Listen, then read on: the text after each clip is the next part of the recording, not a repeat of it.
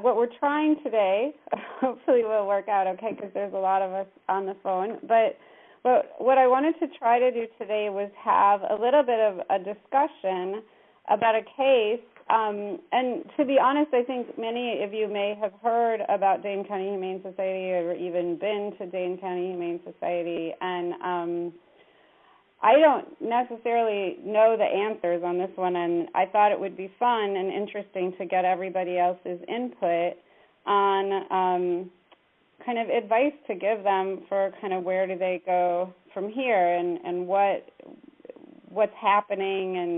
And so I want to kind of tell it to you as a story, and I put together a bunch of data for us to look at. And what I'm really hoping is that we can have a lively discussion about about what's going on. I also have access to their Petpoint account, so if we have any questions about what's going on, I can even look things up. If it's data that I don't have, I can certainly look at it while we're cruising along, and we have their full permission to just kind of discuss at will what's going on with them. So with that, let's kind of dig into it a little bit. So let me start with this one. So they are a animal shelter. It's a private shelter with municipal contract in Madison, Wisconsin, which is where I live.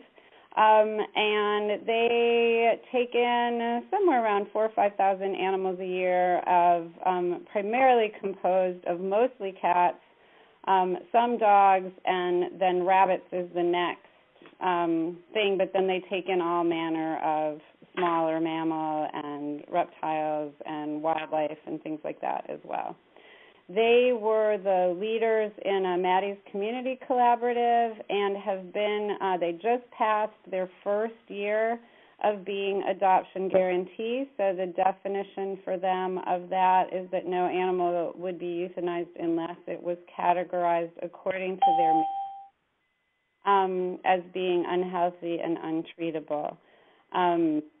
And they've actually hit their mark of being an adoption guarantee since March of 2012, but it was actually like their requirement in terms of the promises that they made for their grants, that they do it since July 2012. So they've understood it as kind of a mandatory thing since July 2012, but they've actually been able to pull it off since March of 2012. And then their other kind of real new challenge is that they've got some new contracts in the neighboring county, which is Rock County, Wisconsin. Newish programs there's a whole bunch of newish programs, but these are the two that have probably affected them the most recently. And by the way, stop me and ask questions all along as I'm giving you guys this information. I'm just kind of trying to give the basics here. Their newest programs is fast tracking and open selection. We just did sort of highlighted them as a case for an ASPCA webinar on fast tracking and talked about their open selection project. The program basically, like the shortest version of it, is that animals are identified at intake as they're coming in, even during their stray holding period, and they go straight up for adoption and can be pre-selected for adoption during their stray holding period. And so any animal that is cleared for adoption at intake, and all animals are looked at to be cleared. So unless there's some reason that they can't be cleared, they call it OS, so they go up for adoption right away. One thing I should have put on the challenges slide is that the whole state of Wisconsin has what is referred to as a 7-day stray holding period, but it doesn't include the day of intake, so it's actually an 8-day stray holding period, really. And that's one of the longest ones I know of. And so open selection was instituted of trying to make the best of that incredibly long stray holding period. We can talk about that a little bit more. The live release as a percentage of intake has been really pretty steady. They're up around They're over 80%. They've been hovering around there for a little while. It's been increasing in the last couple of years, and I just wanted to give you a little snapshot here of what their adoptions have been looking like. So they've been going up a little bit every year, which is really nice, and pretty much just keeping pace with intake. So even though you'll see what I'm going to talk about is that their intake has gone up just a little bit, their adoptions and live release has pretty much kept pace with that. So their rate is, sometimes it's around 81, sometimes it's around 84, but it's pretty standard. This is their big exciting news. This is their average length of stay to outcome from 2011. And just to keep it simple, even if you look at the totals, this is for all outcomes and all cats.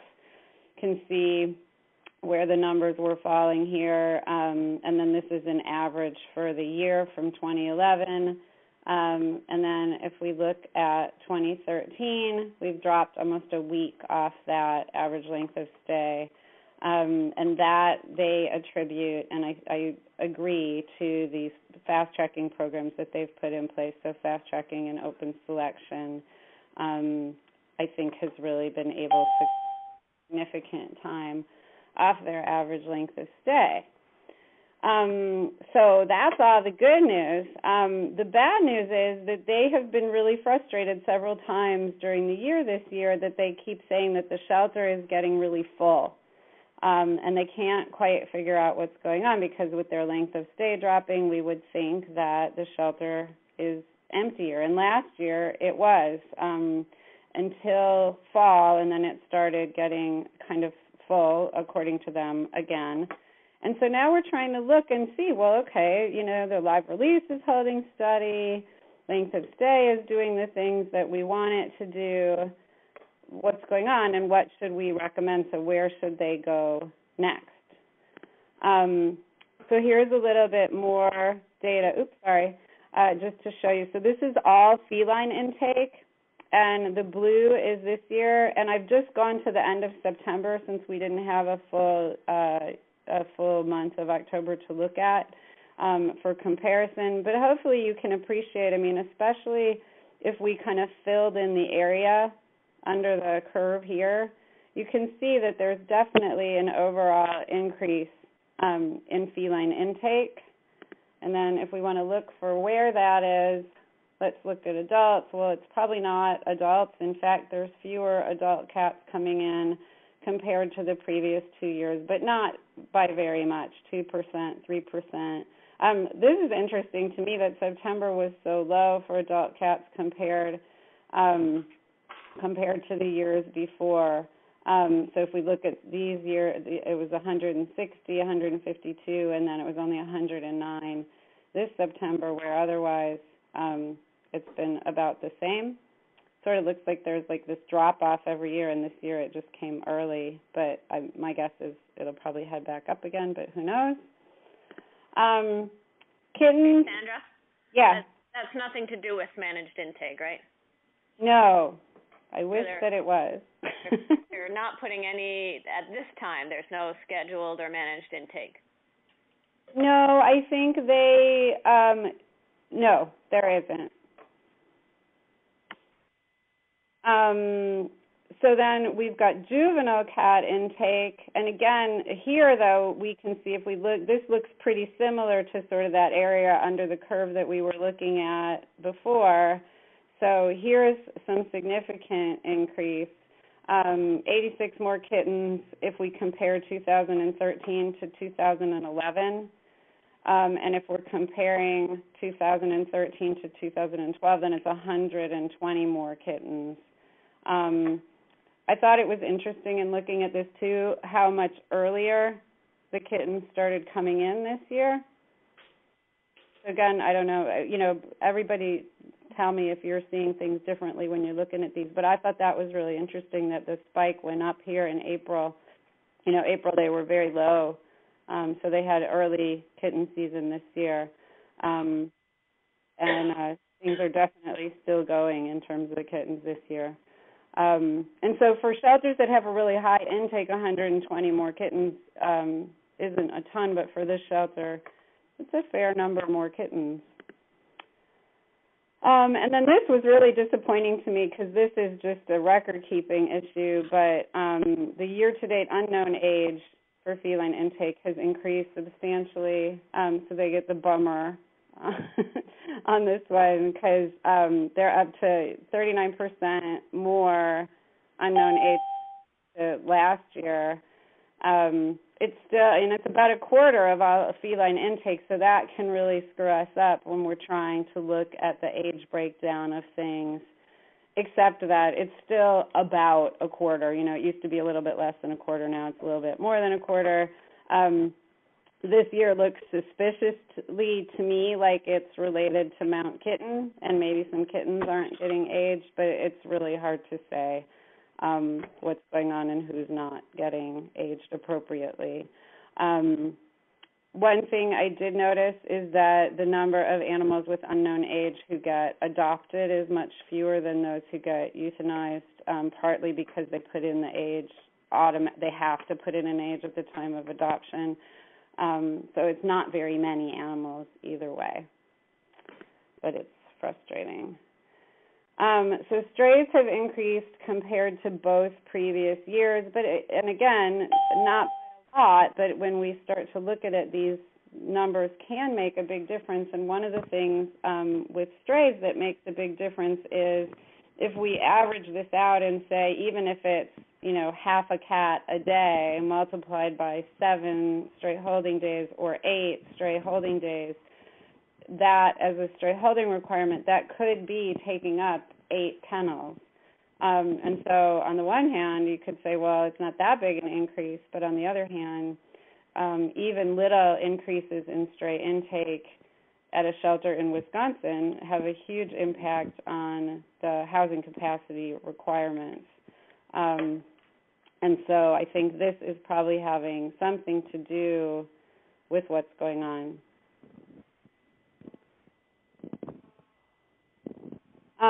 Owner surrender kitten intake has increased substantially. Again, it's not enormous numbers. It's only 41 kittens, but it's increased 49% compared to 2011, and so that makes me wonder, is something going on with the reporting where they weren't reporting age very well, except that now we have more unknown age reported, so it really could be just that there are more owner-surrendered kittens coming in now than there were.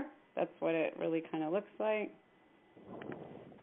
Feline stray holding capacity has increased for year-to-date compared to 2011, 2012. So this blue line that we're looking at here is definitely, you know, it's way higher than last year. So when they're complaining that they feel really full compared to last year, we can look at this and we can see pretty clearly why they feel like that.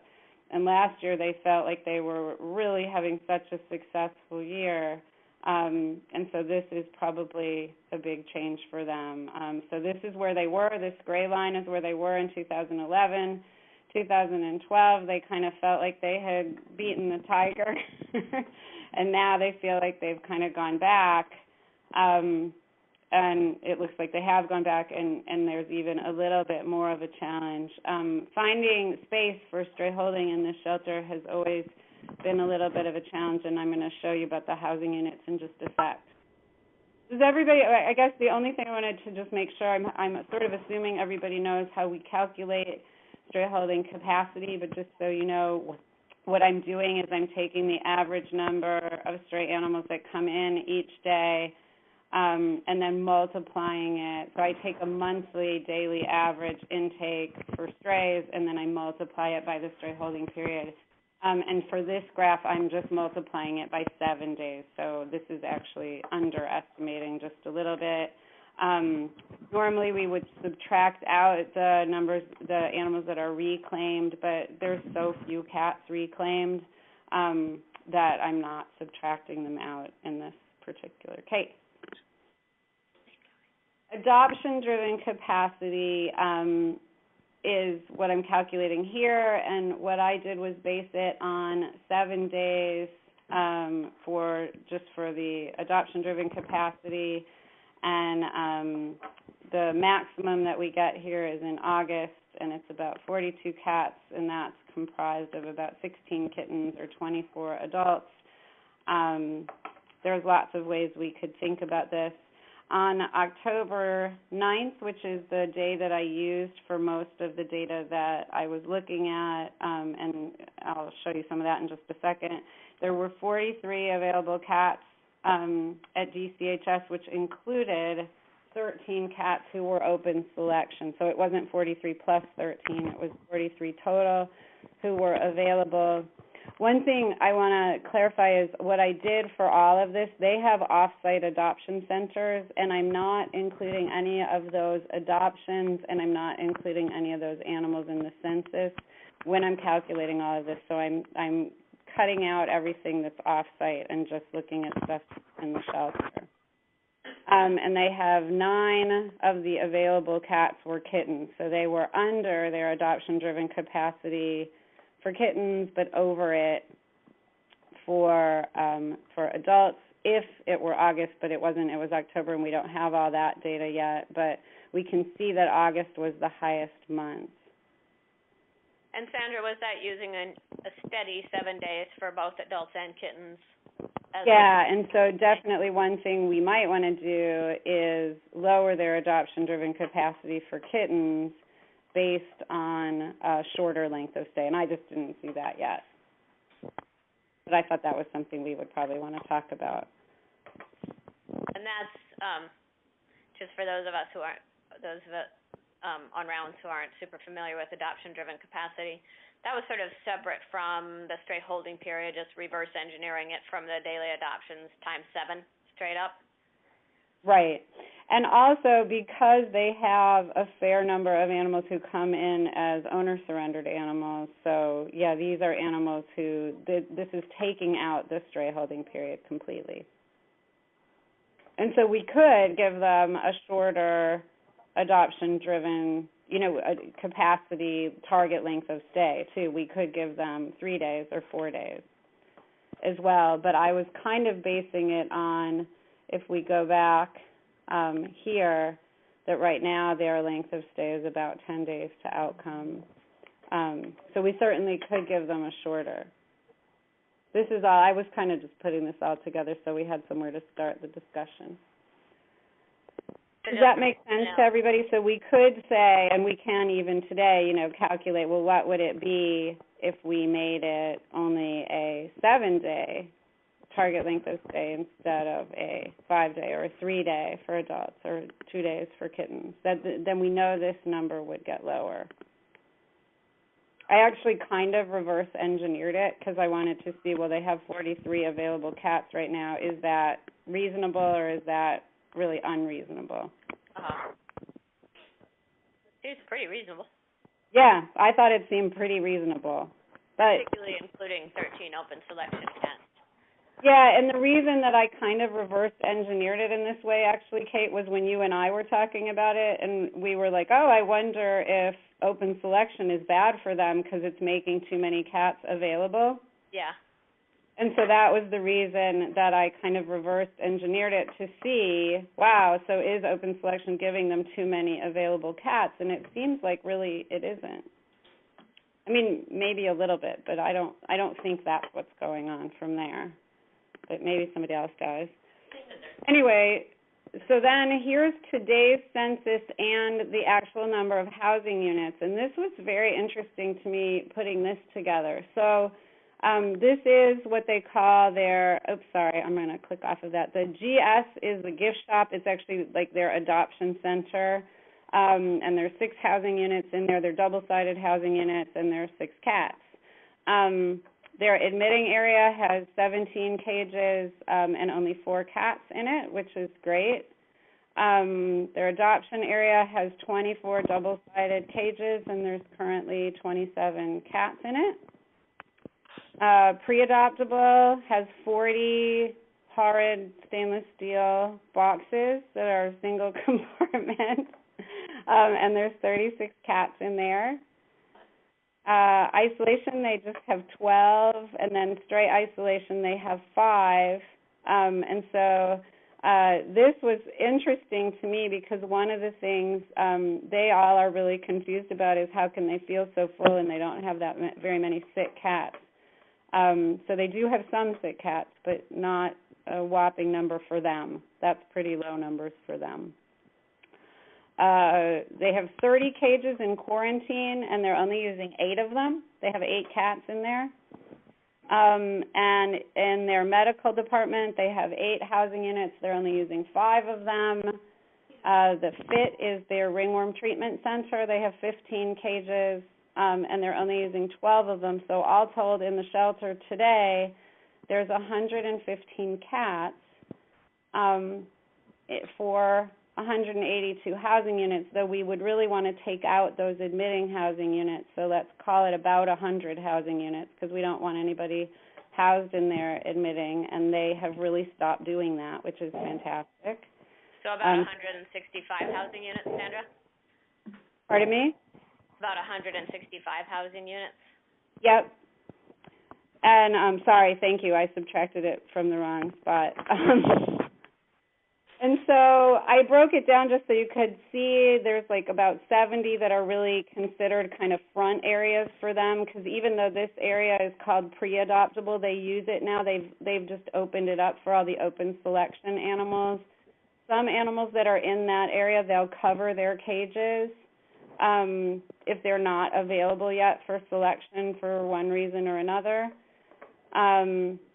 And so for about 165 housing units, they're only using 115.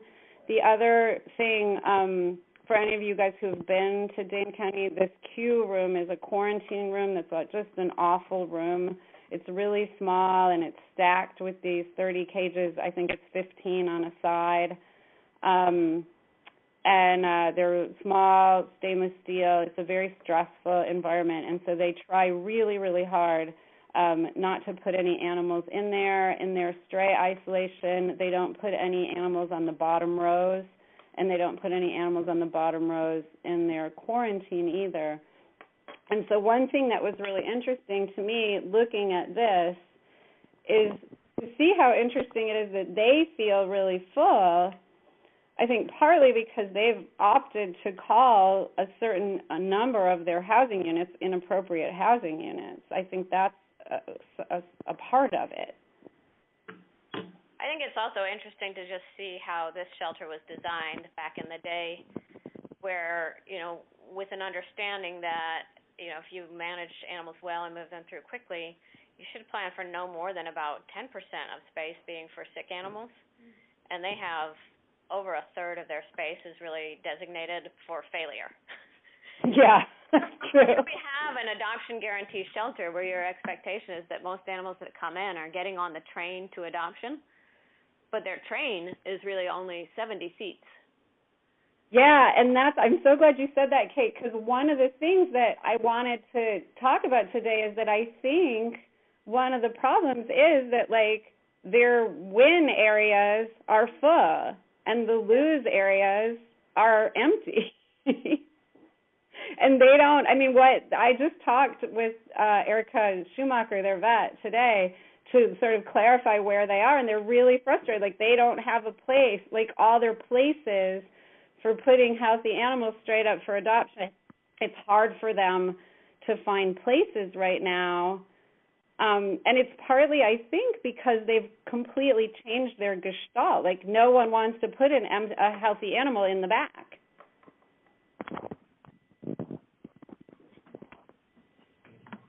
And if you think about it that way, Kate, it's even a higher percentage because more than half of the shelter is in the back. 2/3, more than 2/3. And then, but that 85% of the animals are getting adopted. So 85% of the animals are wins, but 50% of the housing is lose. Fascinating.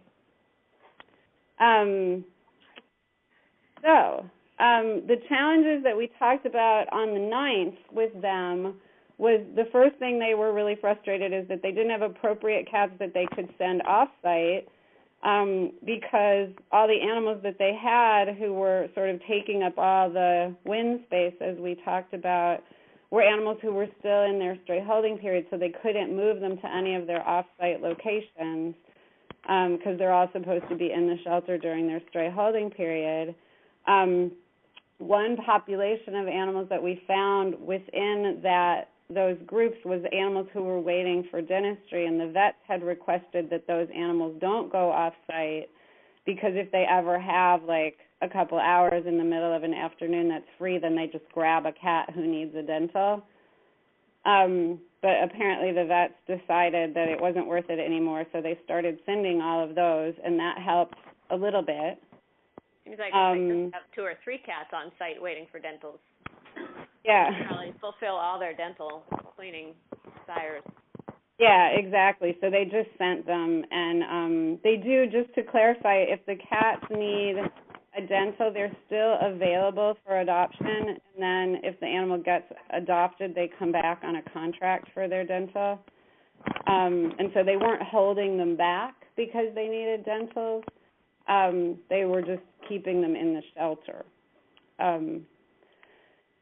And then this other issue that I'm sort of talking about, which is that they're avoiding the use of the back area cages,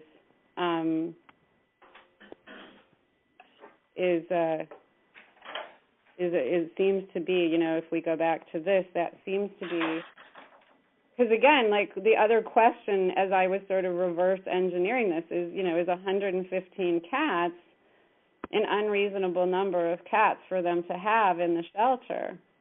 And should having 115 cats in the shelter be making them so unhappy? Because they're all, it's not like a little stressed, they're all massively stressed. But if they're, you know, let's say their adoption-driven capacity is all the cats on the train. Mhm. So then it would be maybe like we'll give them an overall 10-day length of stay. Right. Then wouldn't their adoption-driven capacity just be about half again of 43, so just about 60-some? Yep. So. But then we'd have to add back. So calculating adoption-driven capacity with open selection is one of those tricky kind of things because they smush into each other. Mhm. Because so we have adoption-driven capacity then of like 25, maybe 20.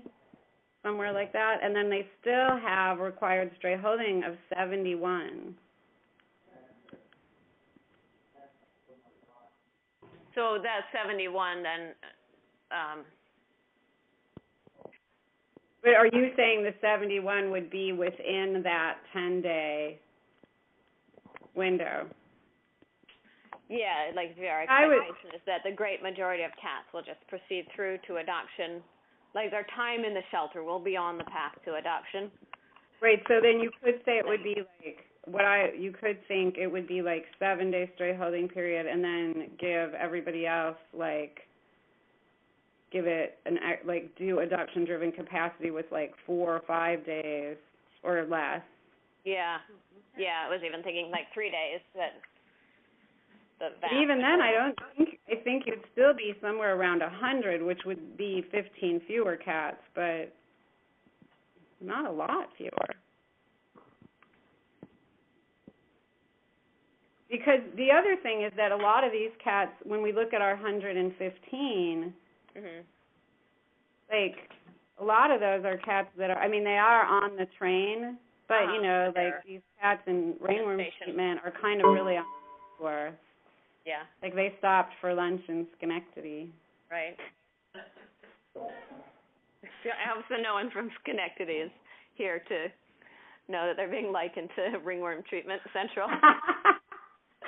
Only saying that that's why I always stop for lunch when I take the train home from New York. That's why I'm saying that.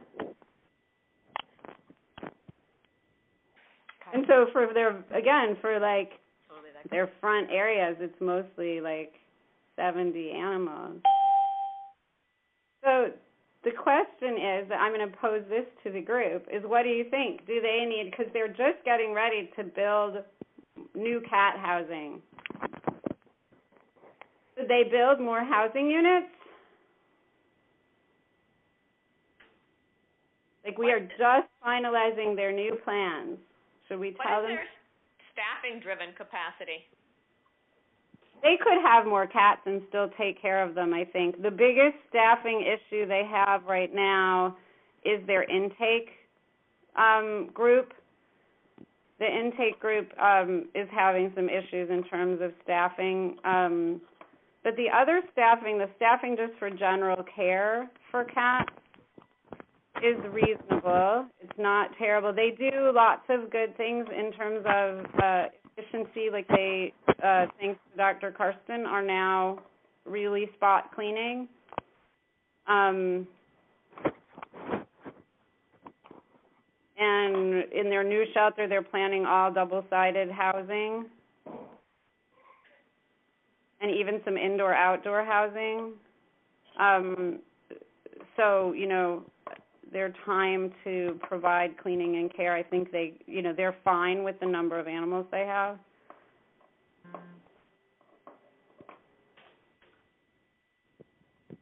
What's their pattern of adoptions on a day-to-day basis? Like, we've worked with some shelters lately where 65 to 70% of their adoptions were done on the weekend.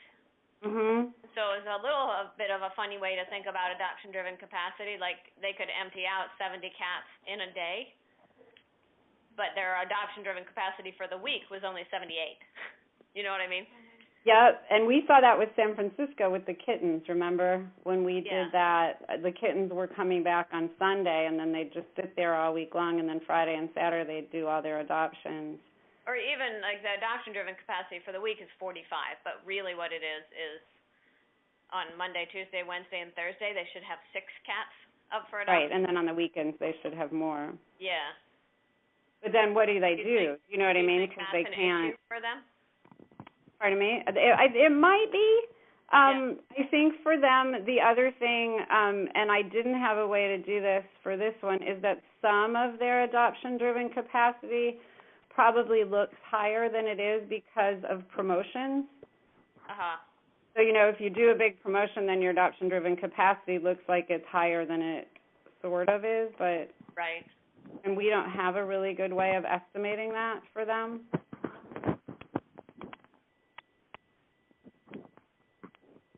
But again, if they were so far off, I guess I keep going back to this, if they were so far off their adoption-driven capacity, then I wouldn't think they would end up with a 10-day average length of stay for cats. Right.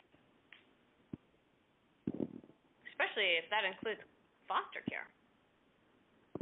Yeah. You can't subtract it. That's why you can see the kittens are longer. Yeah. Unless something's wrong with Petpoint. I mean, I just pulled, this is straight from Petpoint. Uh-huh. I guess I would say, yeah, they're not so far off. They're not so far under. So, with a front area of 70. Right. If we gave them more and they filled it, they would go up. Yeah. 10 is good, you know, or 11-ish, really. So when we did the plans originally, when I sat down with their animal care director, we decided that the number of housing units that they had was just right, but that they weren't distributed the way we'd like them to be. Uh-huh. So kind of like what you're talking about, where we said, you know, we don't want this giant percentage of back area. The one thing that is kind of interesting is the closer they get to adoption guarantee, it does seem like they need a different kind of back area, which is really kind of like the detour area. You know, they need more like treatment area where they're going to put cats, you know, for ringworm treatment, and they know they're going to stay there for a month. I think it makes sense in invest in ringworm treatment areas as you approach adoption guarantee. But I question too much other treatment areas for cats because so many things are so much more successfully handled either through scheduled intake, coupled with a fast-track, slow-track admission planning process, or just in foster care. Like, it's just so much better for a cat to recover in foster care, and cats are so much more fosterable than dogs. Yeah, I agree, and I mean, they're doing that, too. You know, cats do not stay hanging around. The cats who stay, the other thing, so this is the other thing, and I haven't been able to do it yet, but the other thing going back to adoption-driven capacity is, again, I wonder if it may have something to do with more difficult to place animals. Like it could be that the fast-track animals really are leaving, some are maybe leaving the same day. Some are leaving, within a couple of days. If they're stray, then they're leaving on day 8. And then others, maybe their slow track is too big. But then again, then I go back to this length of stay. And, if their slow track was really so giant, then how could they have these nice short lengths of stay? Unless they have a big group that is actually staying, and this is confusing because they're stray hold. Right. I imagine that they have a ton that are staying way less, but I think if they're owner surrenders and they're fosters, if they're baby kittens, if there's a big chunk of baby kittens in there that are going right out to foster and then coming back in and getting adopted almost right away. I think there are. That could be a big chunk of their adoptions, and that could really be messing with their numbers. So interesting, just knowing the history of this shelter, that they used to feel fine when they had over 400 cats. Yeah, just so everybody knows, Kate and I have both worked at this shelter, so it's so interesting, too, to see them in a panic for having 115 cats. It's fantastic to see them in a panic about this. It's really it's fantastic. And, to see them in a panic, with only 4 cats and admitting. So, Sandra, what are the reasons for euthanasia in this shelter? The reasons for euthanasia in this shelter are pretty severe medical problems.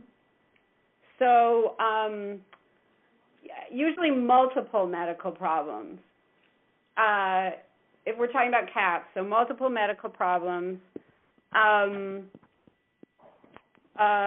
Inappropriate urination, history of that, which is not always immediately an issue. So and I can't get into, I don't have all the details on this one, but they try various things, and so it's not like an immediate, if you have a history of litter box problems, you go get put to sleep, but if it's unresponsive to treatment, I think is how it's worded in the matrix. And they're pretty diligent about following their matrix. I think the one that is the most frustrating in this community is cats with oral lesions, dental issues. For whatever reason, in this community, if this shelter adopts animals out with severe dental issues, even not very severe dental issues, the cats come, it's as though they're flying back to them like a boomerang. The people take them to their own vet, and then their vet slams the shelter. How could they consider adopting this animal out? And now you need $2,000 worth of dental work, and so the cat comes back.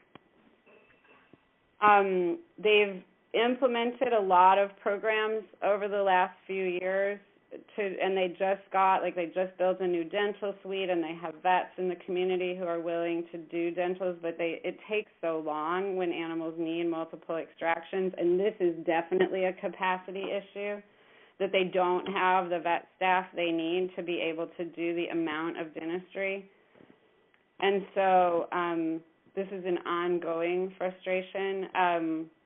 So if a cat has a really bad mouth and another problem, that may be enough. Whereas if it had just that problem but it didn't have a really bad mouth too. Feral cats aren't getting euthanized. They go to an organization called Friends of Ferals in general. Do they go after 8 days? Yes, sadly. They're trying to change the stray holding period, and I would love to see them just not take feral cats. we don't, there aren't a huge number of feral cats that go into the shelter. The last time I looked, it was like less than, I think, 5% of intake was cats that they felt like were feral. And this room that's labeled Q, it's fantastic to see that with only 8 animals in it, because that used to be a room that they would fill with what they used to call feral cats, and I love it because now instead they call them angry cats. And because they see them as angry cats, instead of putting them in quarantine, so they used to put them all in this quarantine room, they would all get sick, and then they would have troubling behavior and be sick and unmedicatable, and so then they would get put to sleep. Now what they do is they recognize that they're angry and upset. They put them in pre-adopt, and most of them come around quite quickly. The idea before was they'd put them in quarantine, to give them chill time. And by the time they were chilled, they were all so sick. And so the idea was if they, if their behavior turned around, then they'd move them to PA. And so they really changed the way of doing that. And so now they put them in PA, and if their behavior doesn't change, then they move them to quarantine. And so what is the live release rate? It's about 84%. And do you happen to know how many per 1,000 that is, or how many per 1,000 intake that is? Yeah, well, if I've got it on my little sheet, but I don't know if I have the right. Let me look and see what I've got here. Yeah, this looks about right. So the problem with 2013 is it's only year to date. Yeah. So it's kind of screwy, but it's not. Live release per capita is about 5 per 1,000, and intake per capita is about 6 per 1,000. So you're low on the low end anyway. So your euthanasia per capita is probably quite low. Yes, I think so. Yeah. For dogs, it's even lower in this community. Probably guess it's about 1, because that's intake minus live release. Yeah, well, that's should just be about cats. 1. Yeah.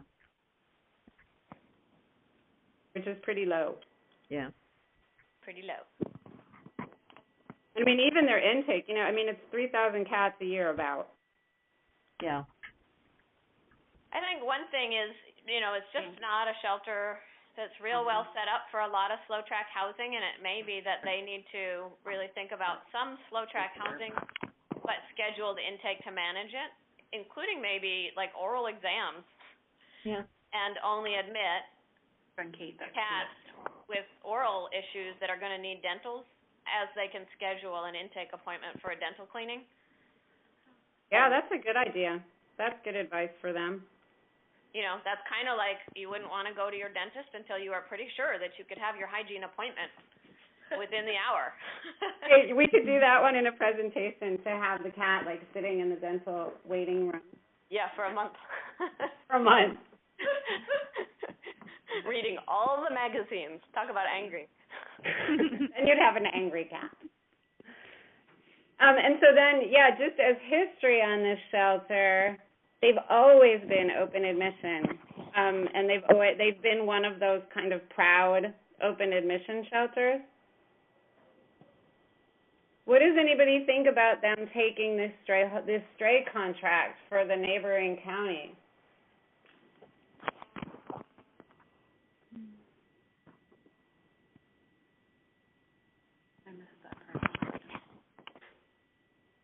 So we can go back and look at their stray. I think this is it. No. This is it. No. Stray dogs? Yeah, so here's the strays. So stray intake has increased about 9% compared to last year. Would you want to tell them they shouldn't take that contract anymore? They're still not euthanizing adoptable cats. No, and this contract is actually kind of the reason I was hesitating when you were asking before, Kate. This contract is pretty much managed they only pick up animals in need. So they only pick up sick or injured strays.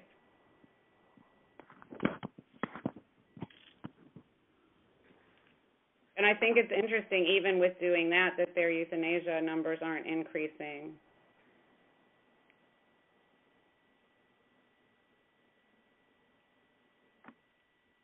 Well, I think the thing is that currently the sick and injured strays don't really have another option based on the resources in the neighboring county. Yeah, so the other shelter in the community where they picked up the contract, the reason that that Dane County picked up that contract is Dane County has far more medical resources, and so there really is no other current option for those sick and injured animals. I mean, that does speak to the need for higher quality, not on the train space. If they have picked up a contract that by definition isn't ready to get right on the train, they need to spend some time in Schenectady. Yep. Then, one of the things that hampers them is that almost all their treatment space is so awful and labor intensive. Yep. And so that's like probably it's really part hard of to clean in there. Full is if you have to spend any time in isolation, you feel quite overwhelmed. And the other thing would be to look at creating some, if they can't sort out taking in ferals or feral-ish cats, and they can't sort out the stray hold for ferals, to build some small group pens, a la Capital Area Humane or somewhere, that would be much less effort for them to maintain. But I would hesitate to put any more. Just my impression, 70 animals on the train is high enough or too high. Yeah. For most shelters, especially not a super high volume, moving 150 cats in a weekend kind of shelter. That 70 is already too many for people to think about. Right.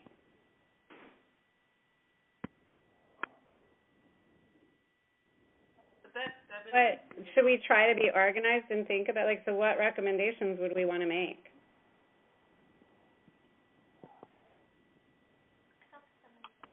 No, because they cover the front of the cages if the cats are in PA and not available. Well, and so let's talk about the feral pens for a minute. So what do you think about that? So they would put the feral cats in these feral pens, and then they'd have to go in there and catch a cat probably every day practically to turn it over to Friends of Ferals. Yeah. Or just, I would maybe recommend just having the pens be such that there maybe are up to 3 or 4 cats in them. And then just keep them in there until the one that's got the shortest, or the one that's the longest. Yeah, the longest. longest. To do all in, all out. Yeah, just so it's easy to work with the group. Yeah, that would be an interesting. Easier for Friends of Ferals too. If they're in a nice big pen and it's comfortable, then it's not that big a deal. That's one stays 8 days and one stays 11. Yeah. Then they just catch the whole group and transport 4 or 5 cats over to Friends of Ferals instead of one a day. It'd be interesting to see. Friends of Ferals houses them all individually. So it would be. I would love to see if we could get the whole community to switch over to a shelter neuter return. And that might even be easier for Friends of Feral in a way. Yeah. If they anticipated Monday, Wednesday, and Friday are the days that feral cats get outcomed. Right. And so we'll save the Saturday and Sunday cats for Monday's shipment, and then the Tuesday and Wednesday cats and so on.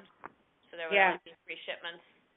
That would be interesting. They're also trying to work, but it's been a completely futile effort up until this point, though times are changing, that the city of Madison won't allow them to release any cat that comes into them is not allowed to be released within the city of Madison. Even with the contract for the neighboring area? Can you say that a little louder? Dr. Newbury, the new contract for the neighboring area, those cats come in, once they come into DCHS, they can't go back to their community? That's possibility. I think that I don't believe they're taking any feral cats in that stray injured group. I think in that community they're not picking them up if they're feral cats. But, you know, by all means they could just return them as community cats to where they came from. I just wanted to clarify that difference. And I don't know what that contract would say. I haven't asked that one. That other contract so far has only been 100 cats in the year, so I don't think that that's here. It's only about 100 strays. Of course, you know, everything adds up.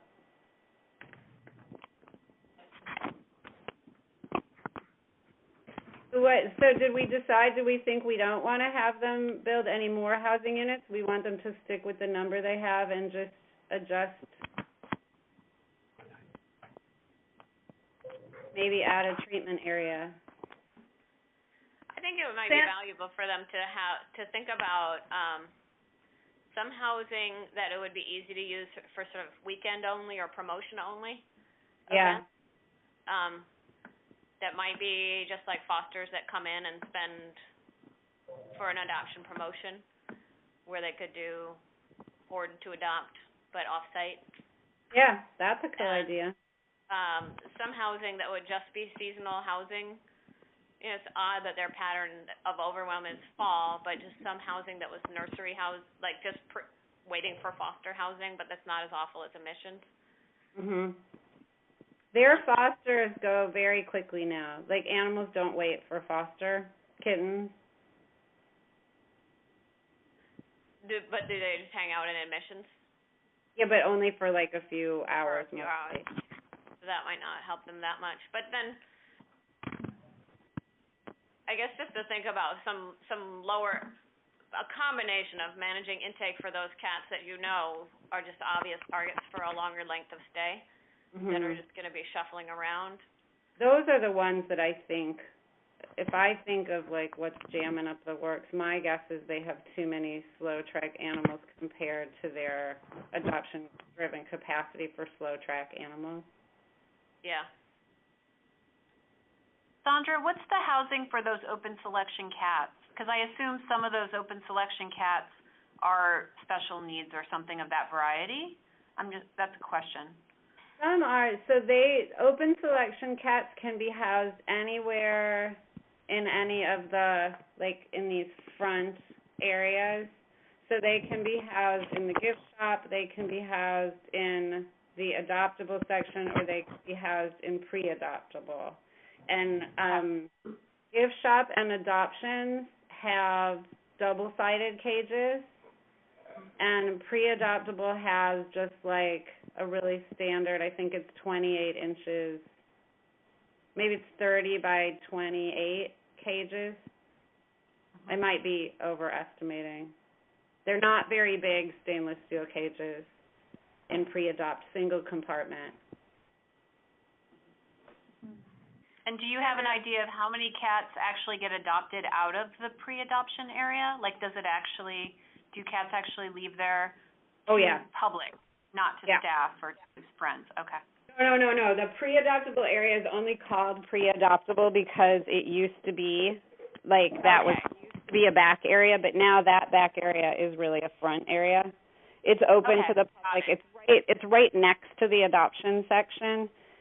And it is the place where there are some animals in pre-adopt that are not available, and they put like a little cover on the front of their cage so people can't see into it. And then usually what that means is like an animal came in at intake and the admitting staff picked up on something, but they weren't sure whether it was something that somebody needed to look at, so they'll put it on there, and then the vet comes through the next day and looks at them, and then they decide whether they're going to make the animal available or whether it like needs something first or whatever. They do this thing called the med okay, and so then once it gets the med okay, then the vets will remove the cover off the front. Okay. Sometimes animals will only be open selection for like 5 days of their stray holding period because it takes a couple days for them to like open it up. But, yeah, lots of animals leave from the pre-adoption section, open selection. And, like, usually about at least like a quarter or a half of the floor, the adoption area, is open selection candidates.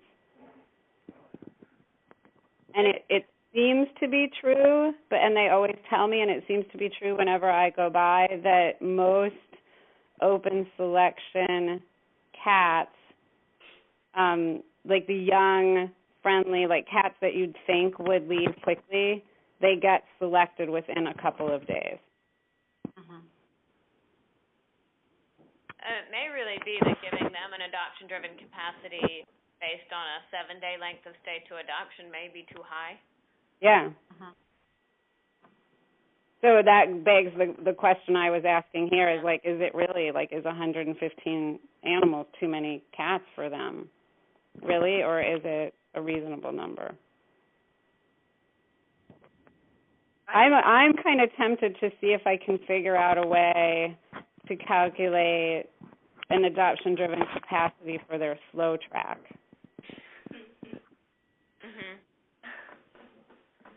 Sandra, I think some of their issues is that their housing that they do have available is not all the same. Like that, even though they have 6 housing units in the gift shop, they're not the same as the 30 housing units that are in quarantine. And right. One would only know this if you've been to the shelter, but so I think the reason for their feeling so tight is that the really good housing that they have, and they do have some good housing, it just isn't their predominant housing that they have in their adoption areas. Yeah, so they don't want to. I mean, they don't want to use their cruddy housing. I think that's part of what's going on. Yes, exactly. So, Danae, here's a question for you, because you have been there. Do you think they should cut holes in the quarantine cages? I mean, I don't know what I mean, I would if I had the ability to do it, and they're not going to increase on their daily inventory. Well, because what I was thinking is, even if they do, like, so here they've got 30 housing units, they've got 8 cats in there, and nobody wants to use those cages. Yeah. What if they cut holes? I mean, they could almost cut holes in, like, the whole wall. Yeah. And then, like, if they only have 8 cats in there, let them all have 4 housing units. Yeah, I mean, true. But and if they need to put more in there, like, close the doors, make them with doors, and then they could close the doors and put more in if they really had to. But that way, at least it would give them a little place for overflow. Yeah, because they're not otherwise they just basically don't use that area, and it doesn't, it makes things tighter elsewhere. And it isn't necessarily a long-term solution, but it might.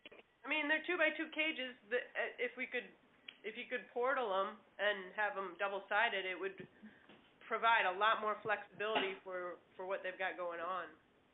But then, Kate, do you feel nervous that they'd fill them up?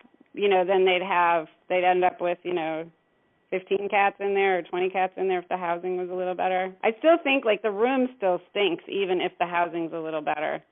Yeah, that room stinks. Yeah, I got another word, but we won't. Yeah, I'm just being polite. Yeah, just a horrible room. It's a terrible room, and they know it, just so everybody knows. Storage of inanimate objects. That's what we're going to use it for they're renovating, and they're going to use it. They were like, what should we use it for? I was like, a closet. Yeah, that's what it is. Probably should only have one bank of double-sided cages in there. Tell them they can only... I think they're going to make it a hot room. I think that's one of the ideas. Yeah.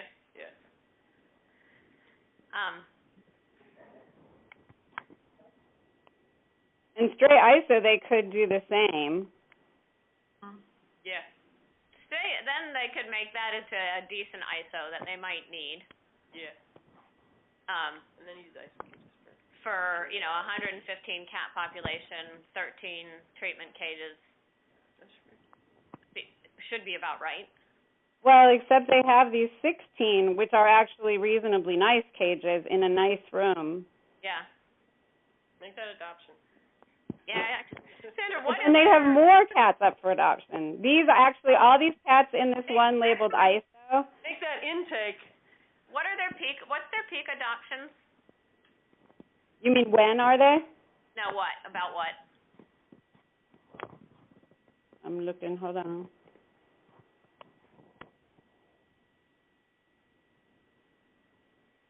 $145, $164 last year, $185 so far this year.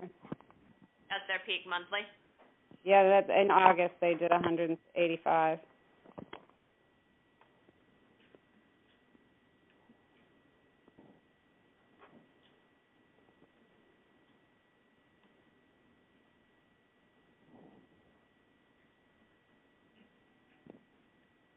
So six. So if they're not in a peak month, even 70 animals on the train is probably too many. Yeah. And so I think building them more than 70 of just basic on the train housing is a bad idea. But it would be nice to give them some more spaces. So like, here are 5 designated slow track spaces. Fill these 5. This one is for 1 FIV positive and 1 extremely fat elderly cat and 1 hissy, spitty bonded pair. Yeah, they don't euthanize for FIV or FELINE now. They've been placing those. But, so have those as really defined tracks so that then that's like, there's no waiting room for that. When there's a space for that, you bring in one of those, and otherwise you help them stay safe in the community. But what if they come in as strays? Because I think that's how they come in most often. Then you find a foster home for them until you have space open in your 5. Like the shelter is not the waiting room for FIV positive cats. Yeah. Or, if you need to have a waiting room, then it doesn't look like a cage at all. Well, yeah, what I was going to say is right now the waiting room for FIV positive cats is one of their off-site adoption centers, I think. Which don't look like cages. Yeah. Most of the time. So, you just don't want FIV positive cats or any real slow track cat sort of flopping around in the mix where you suddenly have 5 FIV positive cats. And they don't. They usually have like 1 or 2 at the most. I think probably 1 is a lot for them.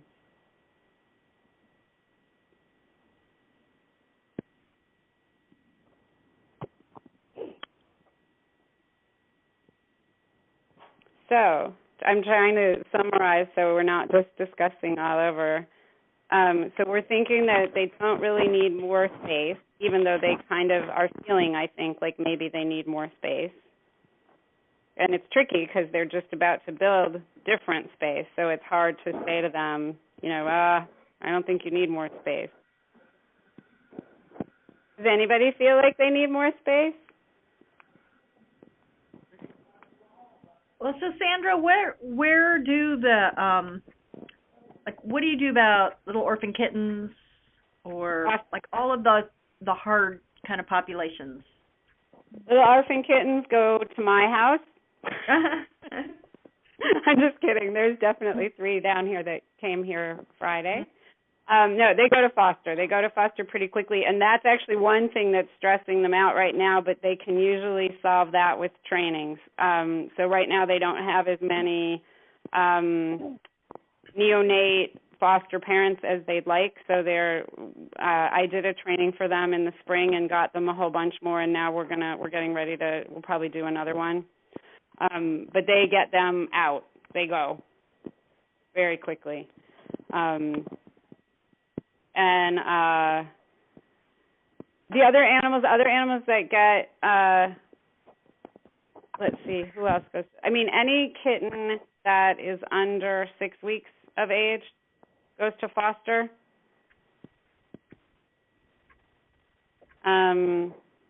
Sick kittens go to foster. So there aren't those kind of animals sitting around. The animals that are sitting around, I mean, again, like they have a 10-day average length of stay, so nobody is really sitting around that long. The animals that are sitting around are old fat cats with dental disease. And I think, you know, it sounds like the issues are with, you know, training for foster homes, capacity for dental care. It's not going to be things that will be productively solved with more housing. It will be things that will be undermined by more housing. I think so. Nice to have that confirmed. Was somebody else about to say? Sarah. Yeah? Yeah, it's Sarah Boyd in Charleston. Just roughly, sort of off the top of your head, the cat population that are strays coming in, do they feel like they're not altered, or do they feel like they're just lost from home, spayed and neutered? I think there's majority. There's a mix, but my overall sense is that it is not the strays coming in that are the animals that are difficult for them to place. Those animals are primarily placed within their stray holding period. Yeah. And that the animals who are difficult to place are the owner surrenders. Like you said. Again, old fat cats with dental disease. Okay. Those are the ones that, you know, those if you go to the Humane Society, like those are the ones that everybody's worried about. Yeah. Not and they get placed, need to get home somehow. They get placed. It takes longer to get them placed. Sandra, did I show you my graphs of length on the waiting list versus length of stay in the shelter? Yeah. Sandra, this is Amanda. I had a thought too. Just if it said that they do have the capacity, the vet staff has the capacity to take care of, you know, because you were talking about the staffing capacity, and you said that they do have the capacity to take care of more animals. But if the vet staff doesn't have time to get the dentals done, do they really have the veterinary staff to care for more animals if they can't keep up with the dental work on the ones they have?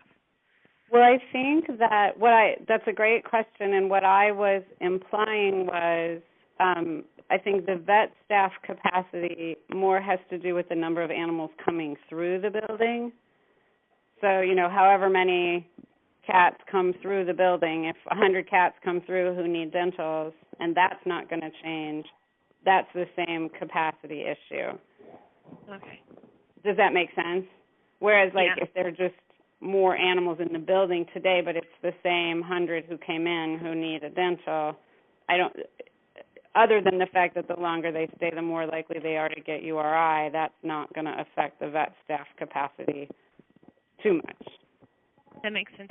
But I do think the URI thing is really important. This is a shelter that really struggles with URI.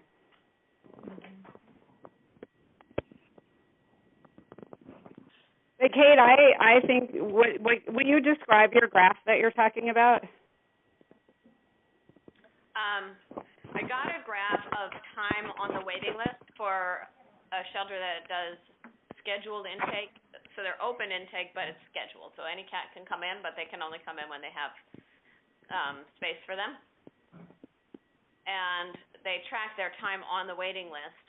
And then I compared that to an unscheduled intake shelter that was similar in size, in fact, and also essentially an adoption guarantee shelter.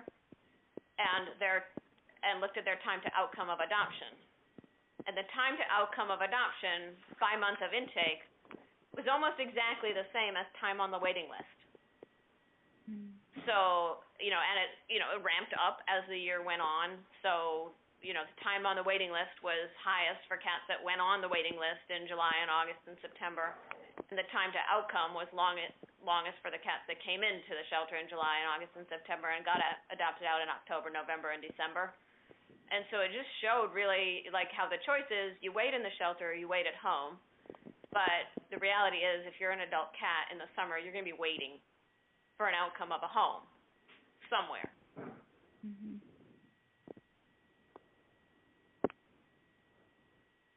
I'll just look at something. And that's something that I've come to appreciate in our discussion since we have this California white paper that's urging managed intake. It's important when we talk about it to really clarify when we're talking about managed in the sense of we might not take in all those animals versus just scheduled, where we definitely will. Just like a spay-neuter clinic, it's scheduled. It's not like we're going to decide not to spay some animals. We're going to spay them as soon as we can get to them. And I think being clear about that may help allay some shelters' concerns and may encourage shelters to look again at just scheduling.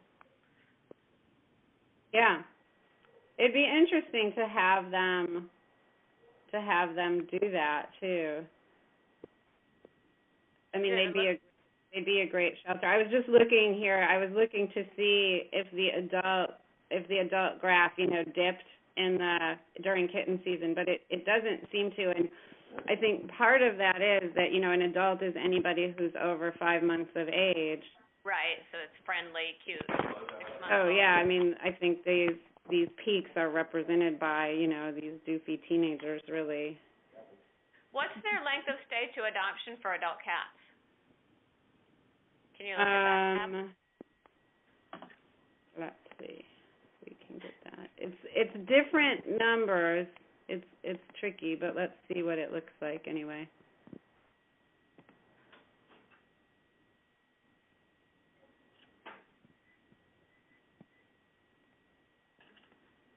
It's longer. Yeah, I mean, it approaches a month in November and December. Yeah. It's just long generally. I mean, it's better than it was, a little, but it's not where they've made their improvements. You know what I mean? Like where they're seeing their stellar improvements, I think, is coming from stray animals leaving really quickly. And kittens leaving really quickly.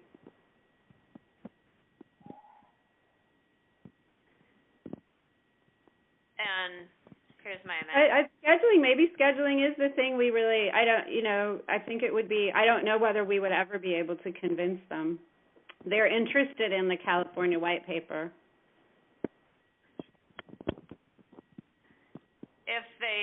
If their overall length of stay in adoption, I have this magic average waiter, which is fun. If their overall length of stay in adoption is, say, 24 days for adult cats, but really half of those are kind of cute, young, friendly cats that leave in 10 days. Yeah. Then the average length of stay for the rest will be 38 days. And that's starting to get pretty long. Yeah. I don't know if half the cats stay for over a month. Yeah.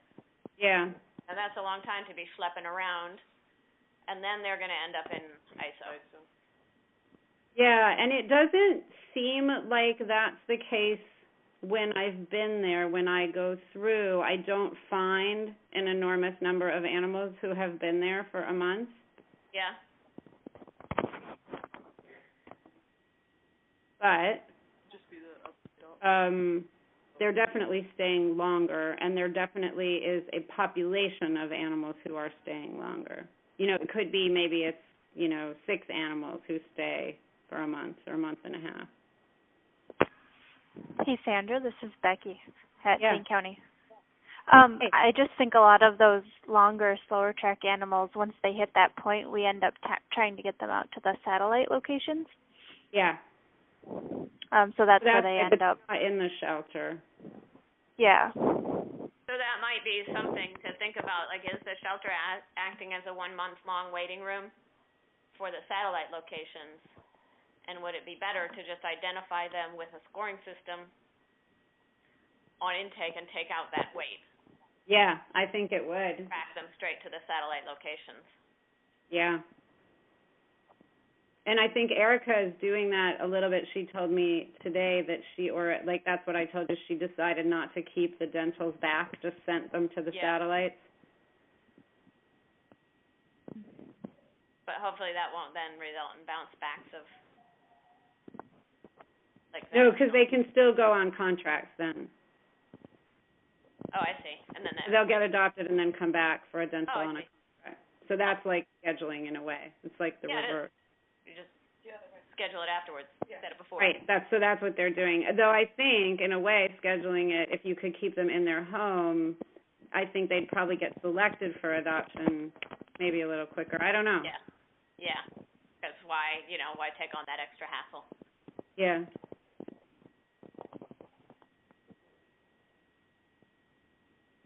Any other thoughts? I think the idea of scheduling, Becky, you're there. What do you think? How do you think people would receive the idea of a scheduled intake for on or surrendered animals? Oh, I think it's going to be a tough sell, but I love the idea. I think she's probably right. Sandra? Yeah. I don't understand how they can have a 10-day overall length of stay based on these numbers, and then the kittens were in foster for longer. I just don't see how they can... Yeah, like I said, that was the reason I was hesitating to look at length of stay here, is because I can only get the length of stay that I showed you before from Petpoint. Yeah, but it just doesn't seem to add up, especially if kittens... Well, that's to all outcomes, though, remember, the Petpoint. Right. Not that many outcomes besides adoption, so I agree. Right, that's what I'm saying. There aren't that many outcomes besides adoption. If kittens are going to foster, it can be for up to 4 weeks, 4 to 6 weeks. So that just seems really low to me, having been at the shelter. Especially with a 7-day stray hold? I don't know. Yeah. I find that really hard, that something seems fishy to me. Because even if a kitten comes back and gets adopted right away, they still could have spent, like... Yeah, but remember, some kittens just come in and just get adopted in a day or two. Right. I don't know. I agree with you. When I saw it, I was like, wow, even for kittens? Yeah. It was really surprising to me. Yeah, sorry. It just seems... Yeah, and this is stuff I pulled out of Petpoint. Yeah, but this seems 0.8 length of stay for odd kittens. to me. I'm just saying. I agree. So I can look at it more, but I definitely, this is just the report I ran in Petpoint. I know, but... No, I'm with you. Gosh. I wish it was not seeming odd, and I wish that they could I really do know that they they do have kittens who leave quite quickly, but it does seem like a short length of stay to me for kittens. Especially like August, under 11-day length of stay with presumably, this is for kittens with outcome in August, right? Yeah. So those are kittens that if they came in underage, that's the whole June crop of kittens. Right. So you would think that would be long, skewing length of stay at that time. Yeah, I'm with you. And that's why I said that when I put it up. I don't know how Petpoint does this. But it comes out a little longer in my spreadsheet. It's different. Yeah. Well, and so DCHS doesn't outcome kittens to foster? They use it as a location? You can't in Petpoint. Petpoint only does foster as a location. Okay. There are some Petpoint reports for length of stay that you can run like a whole different way, and you can exclude the time in foster. Okay, like the time... It wasn't an option on this report. It's only an option on some of the reports. Okay. Where you can, take out the foster location. Right. Yeah. You can take out, if they spent 2 days in the shelter and 10 days in foster and then 2 more days in the shelter, then their length of stay would only be 4 days. Okay. But you couldn't do that on this report when I ran it, which was kind of a bummer. Okay. Yeah. Here's my little reverse calculator, unless there's something wrong with this. Do you have an actual daily population of 115, and you do 150 adoptions per month, then your average length of stay will be 23 days.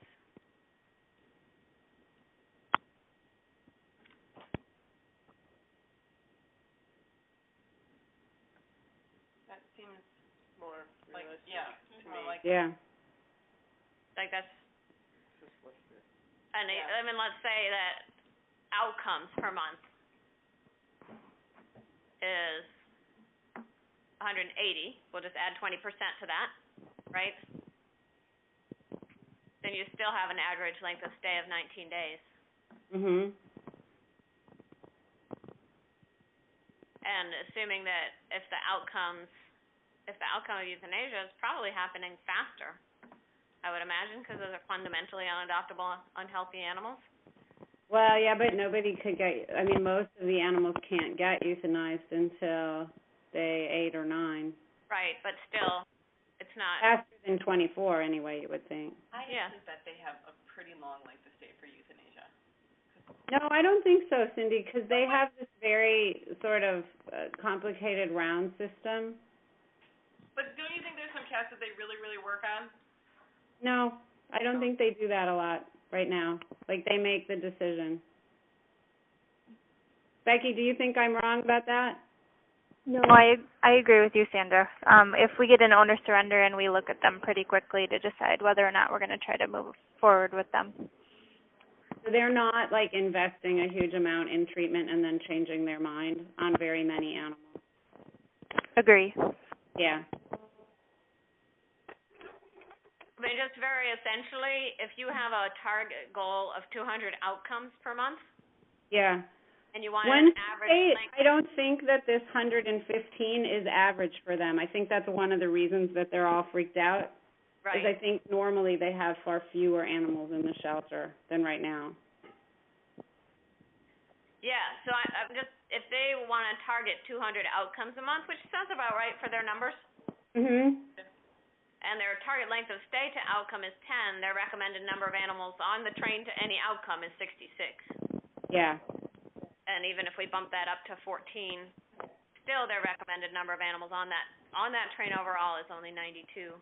Yeah, so we don't want them to have more housing units, I don't think. Yeah. I don't think that's the issue. Yeah. I'll fuss around with their length of stay some more and see. I haven't used that report in Petpoint, of course. I just wanted to give it to you. I wanted to pull it from Petpoint because I thought it would be more accurate because I wasn't as sure of what I had in my spreadsheet, so that's why I pulled it from here. What does your spreadsheet say for kittens? Or for all cats overall?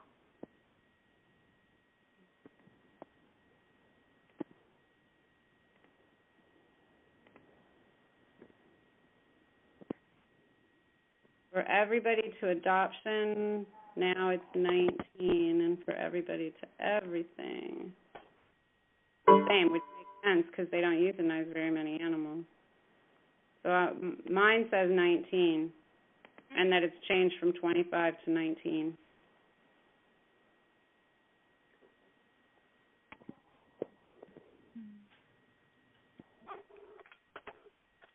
I have to look at it again and figure out why it's so different from what Petpoint is saying.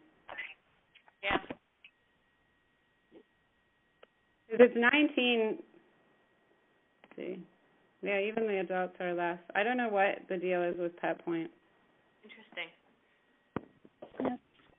Well, that's something they need to figure out. Yeah, exactly.